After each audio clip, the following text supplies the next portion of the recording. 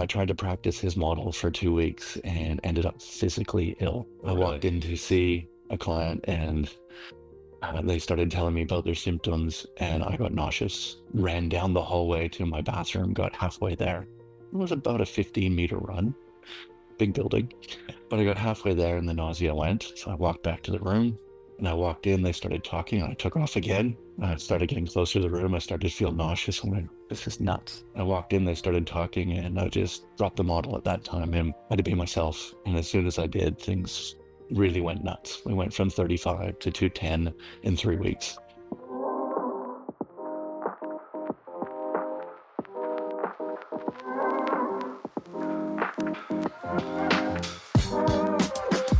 Well, hello, everybody, and welcome to another episode of The Informed Chiropractor. This is Dr. Don McDonald, your host, and I'm zigzagging back to Australia.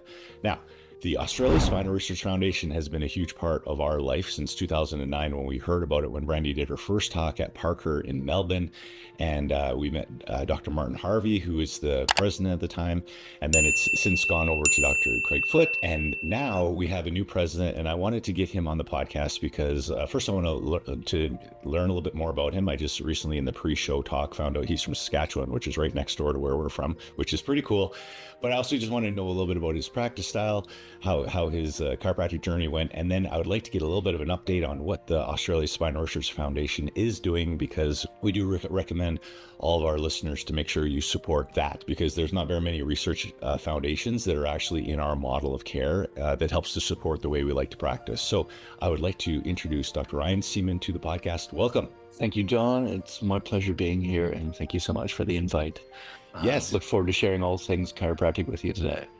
Well, this is really cool. So I found out that you're from Saskatchewan, and then you went to Murdoch in Perth, right? And how did that go? Like, I just tell the listeners a little bit about how you end up from a little town called Eyebrow or Eyelash. That's correct. Eyebrow. Eyebrow. Right by Moose Jaw. and then you end up in how did that whole thing turn? Well, I moved over here with the intention of getting married, which I did. But when I got off the plane, I needed an adjustment. And I happened to be going out for breakfast the next day with an old friend of my wife's who she went to high school with, who was her chiropractor. And lo and behold, that was Craig Foote. And so I ended up in Perth.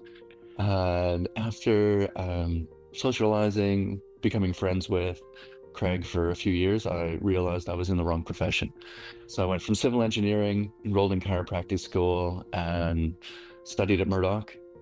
Don't know if I would have actually completed the program if it hadn't been for the great influences like Craig, Miles Upfold, Glenn Ferrant, all the great chiropractors in and around Perth, Western Australia. It's kind of a bit of a subluxation hub, which is kind of funny because it's a very mechanistic school.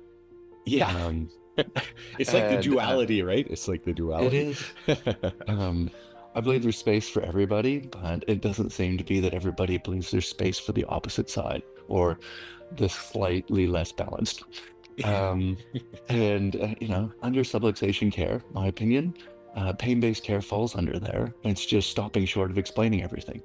Anyhow, got through the program, thankfully, with some great mentors because I was very frustrated, and started practicing. And if it wasn't for Craig and the great influences, I probably would have dropped out because it was not what I knew chiropractic to be.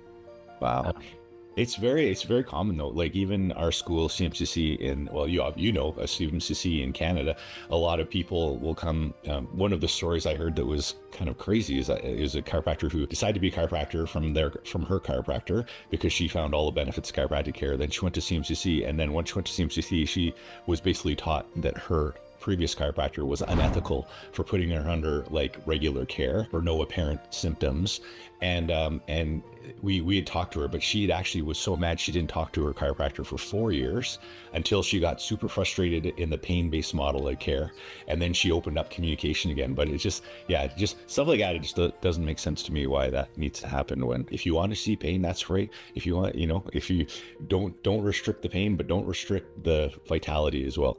Exactly. There's space for both of us in the market. And for me, if you're just limited to pain, great, stick with that. Don't trash talk anybody else. Yeah. I've got a great physiotherapist up the street from me. She trash talks as chiropractors all the time, but she does really good work. Yeah. I forget who it was. Somebody at one of the big seminars, and you might have actually been there, because I think I remember it being a Parker after you guys started coming to Australia, said, if they'll do it with you, they'll do it to you. And I kind of walked away going, if somebody's going to trash talk somebody in front of me, I don't want to be the guy that trash talks with them, because I want them to know I won't do that to them when they're not in my office. Oh, exactly. 100%. Yeah, I'm with you on that one. So tell me, you graduate and then you ended up going to Loxton, South Australia. Like how did that go from going from Perth? I started practicing in Perth and got about 12 months in, and my wife and I were pregnant. And the late James Carter had a retreat seminar on, and I went to the retreat seminar, just being fresh out of practice. It was a great experiential learning seminar. And the drive home in the car was very, very quiet on my behalf. And one of the chiros in the car looks at me and goes, "What's on your mind, Ryan?" And I explained to him that I was thinking I needed to get out of my associateship and move closer to family. Being pregnant, I wanted one of our grandparents, the grandparents, to know the grandkids really well, because mine are still back in Saskatchewan. And so I decided we needed to move closer. And lo and behold, 6 months later, we were moving. And that's why I saw Loxton came up. My in-laws are only 2 hours from here versus a 4 to 5 hour flight and a 4-hour drive. So it made sense. Yeah. And being from a small country town, moving here just fit really well. So Loxton isn't very big, 7,000 people, probably service about 21. And it's been thriving as a practice ever since I got here, and absolutely love what I do. So.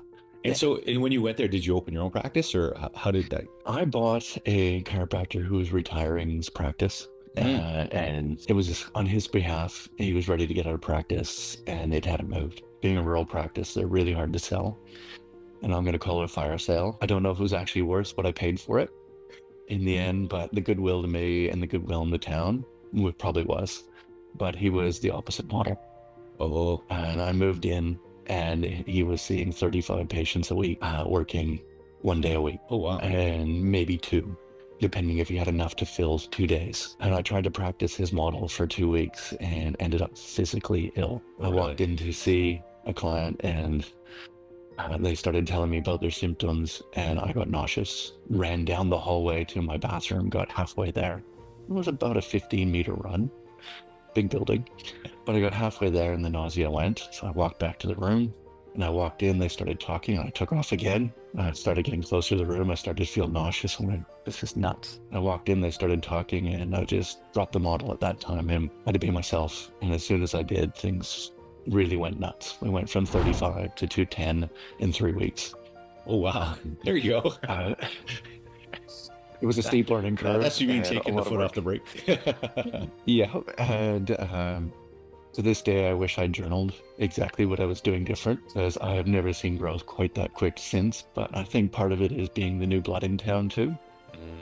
But just the passion that you got to ooze, and it's so easy when you love what you do. Well, So, I think that's such a good point too, because so many chiropractors who you work with are always saying, just tell me what I need to do.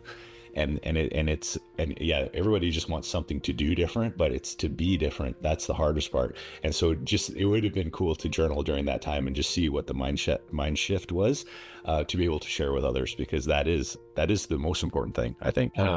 yeah, I was encouraged to journal. To be honest, I was exhausted at the end of every day, and I went and lied down and went to sleep.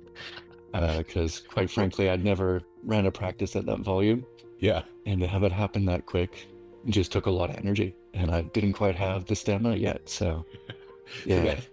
That totally makes sense. I just remember, I remember when I was at Palmer, and I had a busy day. I think I had four patients in the clinic, and after that, I think it's like an hour and a half for each patient, because you had to get the staff doctor to come. And I remember I had to go with my friends, and I had to go have a beer, and just like, that was a hard day. Like, So, so when you start from that level kind of thing, and then you move up to that volume that quick, like, yeah, it's a huge learn, like just adapting for your body to get into the swing of things and your mind. I can remember Craig telling me if it goes off, your body's going to be sore. Don't worry, it doesn't last forever. I remember getting up one morning going, I don't know how I'm going to practice. I hurt so bad. Didn't recognize that after getting used to it for several years. And then I started CrossFit. It was like, oh, I remember There it is. There it is again. There it is again. So how do you go from, having this nice rockin' practice in Loxton to becoming president of the Australian Spinal Research Foundation? How did that transition? As you already mentioned, Craig was at one point the president of the Spinal Research Foundation. And when I first got involved, he was the communications portfolio holder. And he knew I was coming over to DG Perth. Or not DG Perth, DG Brisbane. So that was Congress in Brisbane, back when we really held really big seminars. And he goes, hey, I need some camera people. Are you happy to jump on the team and volunteer your time? So I ran around taking photos for about 3 years. And then was suggested I put myself up for election to the board. Spent 2 years on the board, and Craig stepped down from being the president. And he goes, I really think you should put your hand up. Voluntold. And so I put my hand up, and yeah, I've been the president ever since. That was just before COVID hit. And yes, I've only got a couple more years I can spend in this role. And on the foundation, we have a rule. You can only spend 9 years on the board, and I will be timed out.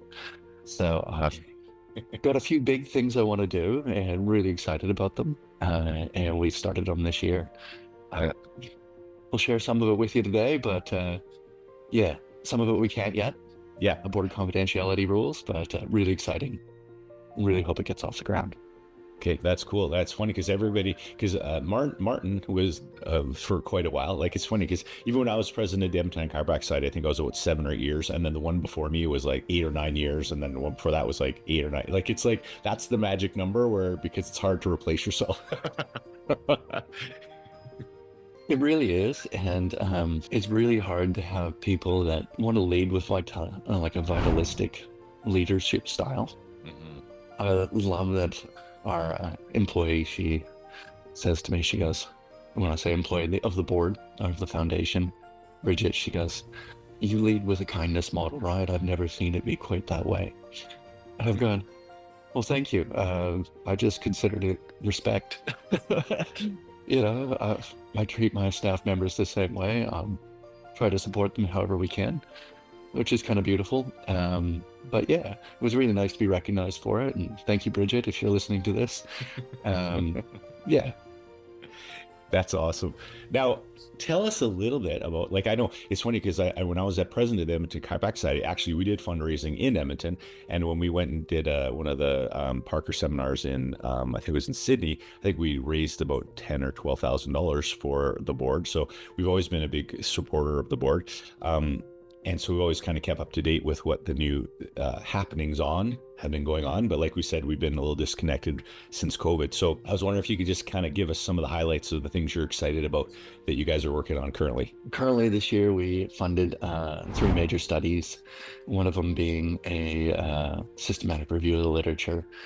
Like, I think it's British Columbia had an issue with being able to use x-rays in their practice. It's one of the things I can see coming up to be an issue in this country. So we put a systematic review of the literature looking at the use of sagittal cervical spinal films and analysis in practice. I wanted to see us being able to shore up some of the holes in the research before they became a problem here.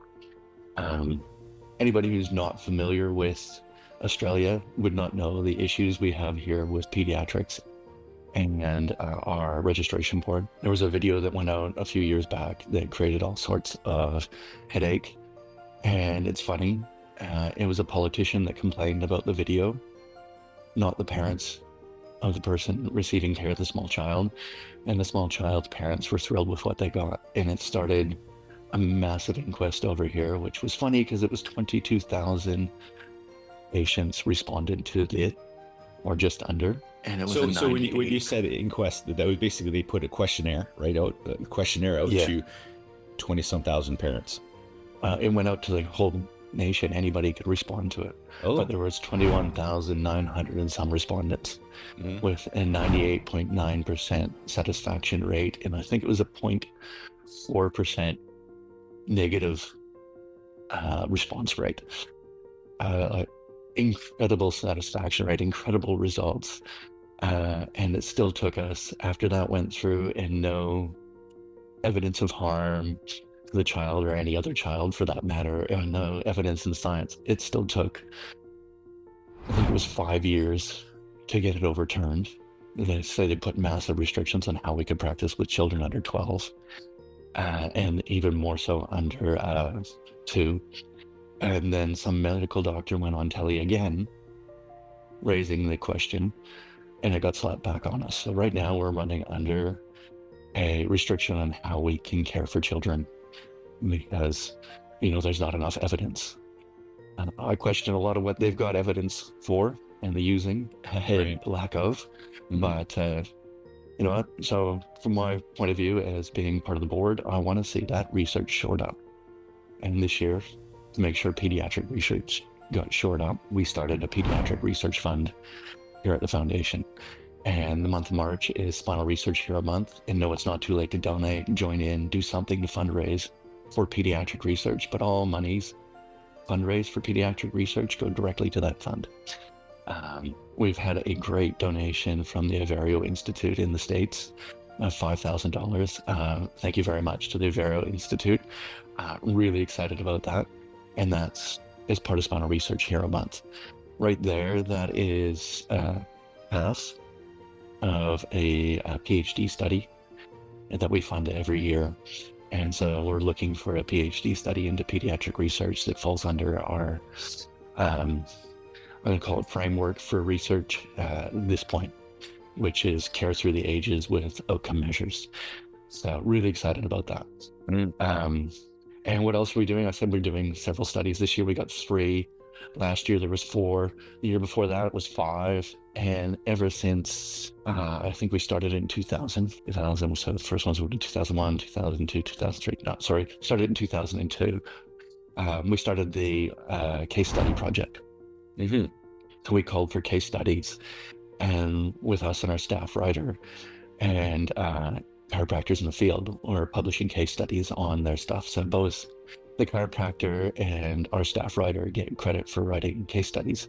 And we now publish 70 of them in all different areas of practice. And case studies, as I'm sure you're aware, are the basis of all science. It's the stepping stone.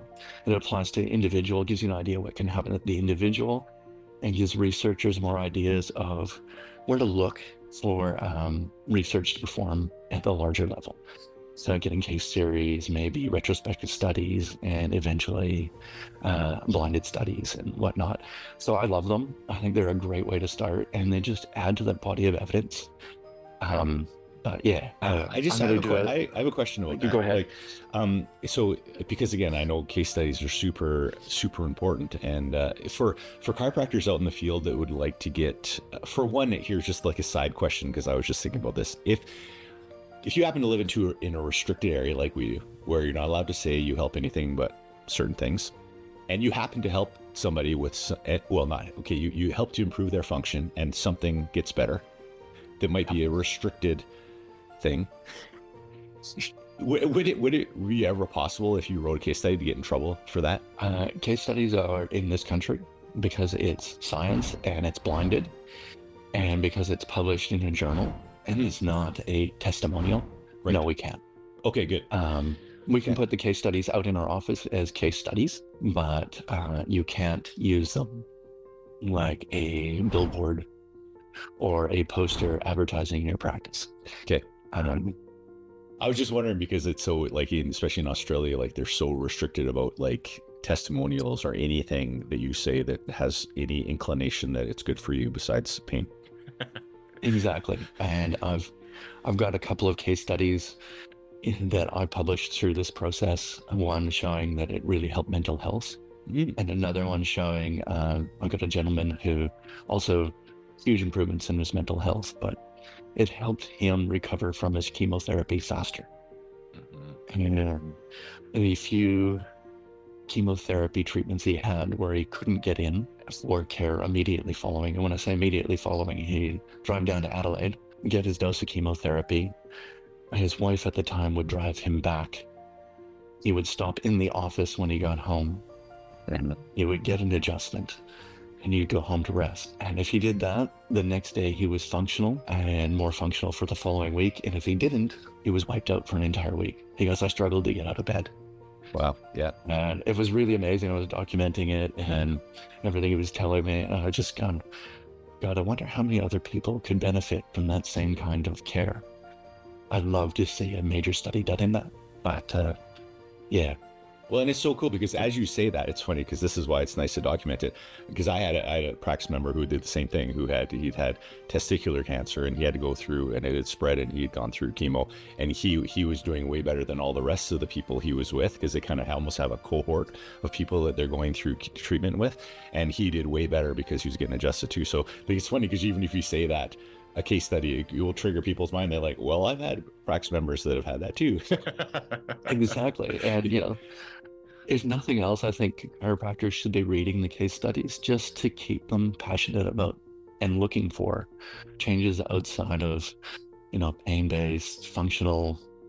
I love functional change. Mm-hmm. It's one of the ways I document care in my office, because we absolutely have to be able to justify why you're still under care.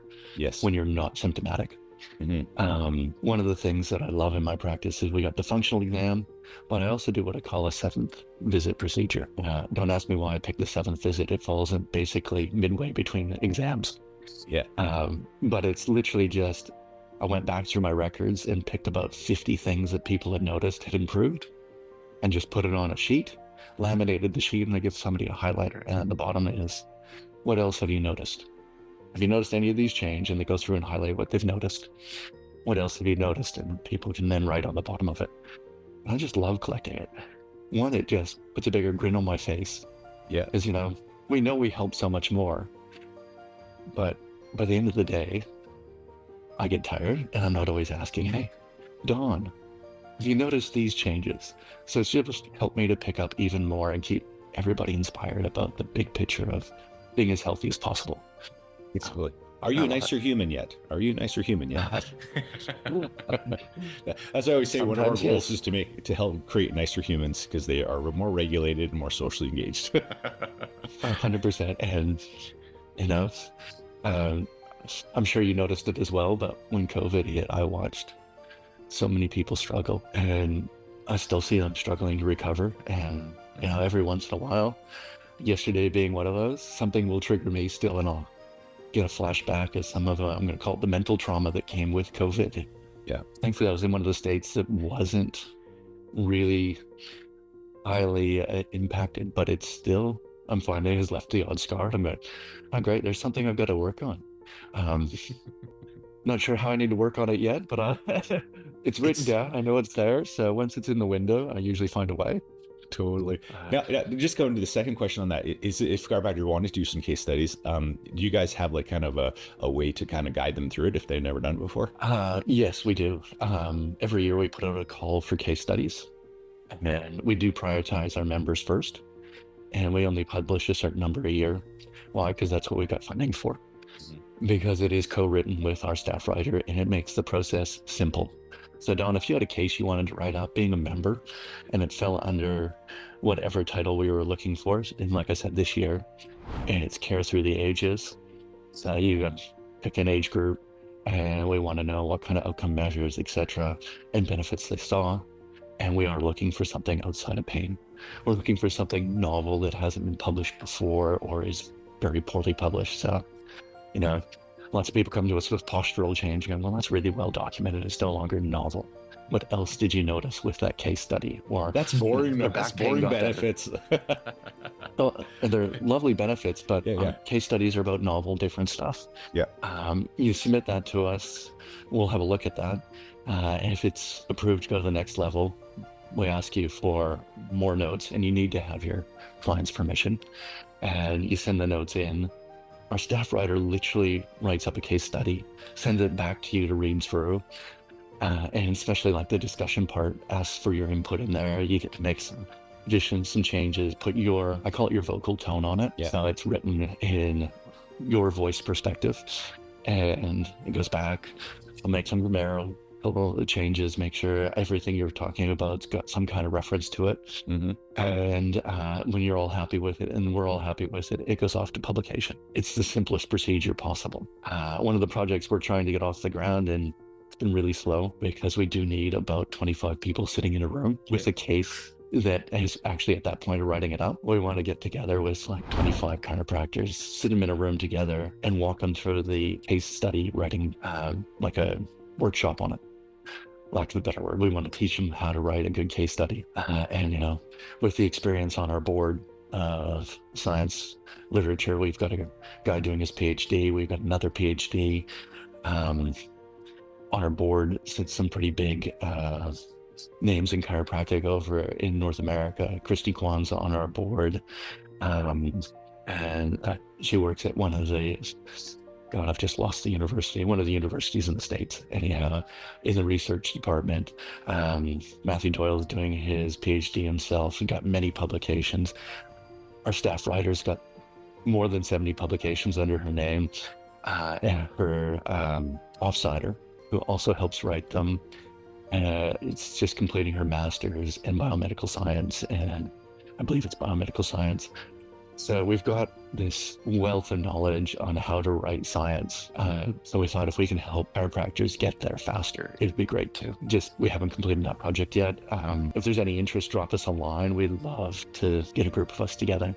And it doesn't necessarily have to be in a room. I really am over Zoom meetings for that kind of thing. If that's the only way we can run it. That's the first thing you go to is, oh, you can Zoom that up, yes. Yeah, if it's the only way we can run it because we can't afford to fly everybody across to North America, so be it. Yeah. We will link it into it that way. But yeah. I was just curious too, just out of the top of my head too, like if you're doing the case studies done up the way that you guys do them, where you write them, what's the approximate cost for a case study for the foundation to do one? Cost to the person submitting or cost to us? Well, it costs you guys. I was just thinking, like, if you had like 10 case studies and each one costs like whatever, $2,000. I don't know how much it would cost. But our staff writer does things at a very, very discounted rate for us. But based on her last quote, if you were to hire her outside of it, you'd be looking at about $2,500 to $3,000 a case study, providing we had a group of them that would fall under a single literary review. If not, you're probably looking closer to the $5,000. Right. Research is expensive, because you got to do a literary review for every topic that's different. It's why we call for them under a finite topic so that we can do a literary review that covers all of it. And we don't start that process until we've got the submissions for that year, so it can all be pulled in. And it's a lot of work, but it's such a joy to see it go out. Our staff writer at this time, and her staff, are working on summarizing all the research we've done in the last 2 decades, which is kind of cool, because there's like 57 studies. 13 of them have yet to be published. We're looking at stuff coming through as we speak from some of the stuff that went out at the start of COVID. And as you know, COVID stopped a lot of research. Yeah. But we've already got 118 papers published out of the studies that were completed. I think it was close to 200 stage presentations, awards, and whatnot. Posters, etc. all go on top of that. Yeah, it was really exciting when I went through and looked. It was all in there. Now, all that's actually accessible through our website. Just click on the research. You'll have to tap on a couple of the other links. You might not go where you want to be at first, but keep clicking, have a look at it, join us, become a member, because you're just going to help fund us and fund more research. Love to see another, I'm going to say 400 members come on board, because that would get us to my big goal. I want to fundraise us $1 million to go towards a research center. I think we need another research center doing work like you see coming out of the New Zealand College and the Heidi Havoc's Center, and I'd like to see it here in Australia. Yes, I'm a little bit biased that I want it here in Australia, and I want it here in Australia because we've got some of the biggest restrictions, and our government really favors Australian research, whether it's good quality or not, over any other research. So I want to see the best quality research come out here. because it'll filter down through our government, and when it can pass our government's regulations, there's not too many other countries that I've come across that have regulations stricter and tighter than ours. So, I can see it being very valuable there in Canada, definitely valuable in North America as far as the United States goes, because they've got really lax restrictions compared to what we've got. Yeah. Even in the UK too, because the UK, we have a lot of clients in the UK, and it's pretty restricted over there too, right? So we've got some great supporters over there in the UK. The UCA. Yes. UCA is a huge supporter of ours. We get a great donation from them every year. Thank you so much, UCA and your members. Without donations like that, we just can't do what we do. If we had, I'm going to say again, that 400 members at a silver membership, we'd be well on our way to funding twice what we do, plus get our research center off the ground. But yeah, really cool stuff coming up. Tell us what's the website. We'll put a link in the show notes, but if you can just give at least verbalize it for us. Yeah, spinalresearch.com.au. So yeah, you jump in there, have a play around. There's a donate and a become a member button at the top. Please click silver or higher. Silver is like less than an adjustment a week. I don't know a chiropractor that is vitalistic that doesn't get checked at least once a week. I'm a firm believer, if you're not doing the research, working for groups that are doing the research, you should be funding it. And, might as well pay what you would pay for an adjustment if you don't pay for your adjustment with your chiropractor towards research. So I came up with what I donate on top of my time to the Spinal Research Foundation. I was getting checked twice a week, so I'm going, well, that's this amount. That goes forward towards the Spinal Research Foundation, plus probably another 20 hours worth of time a week. Love what I do. Which is invaluable. I'm really passionate about it. It is, but it keeps me passionate because I get to see what's coming up. I can't share it all with you guys, but man, there's some really exciting stuff that I wish we had, especially in chiropractic and immune function at the start of COVID. Yeah, really exciting. Some of it's coming out of Canada. Okay. Ooh, that's good. Can't wait. Okay, we'll be looking forward to that. So I will have Bridget send you a line when it's published. Okay, that's great. So coming to the end, we got chiropractors from all over the world listening in. I always like to ask at the end, kind of what are some words of parting wisdom you'd like to share, inspiration with the listeners today? The research really supports what you do as a vitalistic chiropractor. Don't let anybody tell you otherwise. Our website is a great resource for it, and even better if you're a member because you got access to the membership section. Read the research and realize, yes, there is support, and go forward. Even if there's no evidence, that's not evidence of lack. It's just lack of evidence. Get out there, do what you do it with passion, and do it with confidence, and do it with that person's best interest in mind. And sometimes that means you might be going, screw the regulation for a little bit because there's no evidence to support that. But yeah, I'm confident I can help you. At the very least, help your body remove stress. You take stress out of anything or reduce that impact. And I know you know this, the whole body works better. So it doesn't matter if they're fighting cancer or they're fighting a common cold. They're going to be more able to handle it. And just get out there, have some fun, love the people you're working with, put them first, and have a great time being a chiropractor. It's a great time to be a chiropractor. I totally agree. So I'm going to put a challenge out. Anybody who's listening today, I'm going to challenge you to become at least a silver member. And then once you're a member, that I might even next time there's a call for case studies, I was maybe I should do it too. Because there's some that I've thought of doing, but I think I might challenge myself to do that too. Coming up here real soon. I think it comes out in May, I think. Oh, get the call for it. As a member, Don, you will get the notice. Please jump on board. I'd love to see some Canadian case studies come through. Okay, cool. It would just thrill me. And I'm going to pull some of the other Canadians listening. I'm going to pull you guys too. So I always like to do things in groups. So let's get a bunch of people doing it. So Ryan, thanks so much. For one, thank you for donating your time, because I'm good friends with Martin, and I know it took a lot of his energy and soul, and I know Craig, and it took a lot of his energy and soul, and I'm sure it's taken a lot of yours. But just the people the chiropractors in the trenches that are adjusting. I really appreciate you. So thank you so much for your time for doing this. My pleasure, and thank you for everything you do on your side of the pond. And I really appreciate that this was such an easy time for me as far as 7 a.m. instead of 2 o'clock in the morning. I'm just glad it worked out. I'm starting to get pretty ninja at all my time zones, but I tried almost zigzag my podcast like across the world. So I'm trying to go like UK, Canada, US, Australia, New Zealand. Anyway, it's great, and I'm glad you joined us. And so everybody out there listening, I hope you got inspired about what we do as chiropractors. I hope you also got inspired about supporting what we do as chiropractors. And if, like we said, if we don't have time, we have money, and so you can always donate an adjustment or whatever adjustment, how frequently you get adjusted, donate that per month to the Australian Spinal Research Foundation, and hopefully we can eventually down the road raise $1 million so that they can create that research funding for that center in Australia. So thanks everyone for joining us, and we'll see you again